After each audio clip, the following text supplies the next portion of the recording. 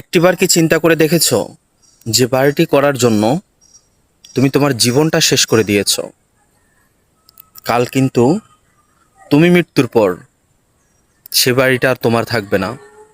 তোমার বাড়ি হবে শুধুমাত্র 3.5 হাত মাটির ঘর। আর যে বাড়িটা করতে গিয়ে তুমি আল্লাহর হুকুম পালন করতে পারোনি, তোমার জীবনটা তুমি শেষ করে দিয়েছো, এই বাড়িটা হয়ে যাবে অন্য কারো। যে সম্পদটি তুমি অর্জন করার জন্য, যে সম্পদ তুমি অর্জন করার জন্য হারাম হালাল চিন্তা করাটাই ভুলে গেছো, তুমি মৃত্যুর পর এটা অন্য কেউ ভোগ করবে। আর শাস্তিটা কিন্তু তোমাকেই ভোগ করতে হবে, কারণ অর্জনটা তুমি করেছো। তাই সময় থাকতে সময়ের কদর করো, বোঝার চেষ্টা করো তুমি কোন পথে পা রাখছো। ভালো লাগলে অবশ্যই ভিডিওটা শেয়ার করো।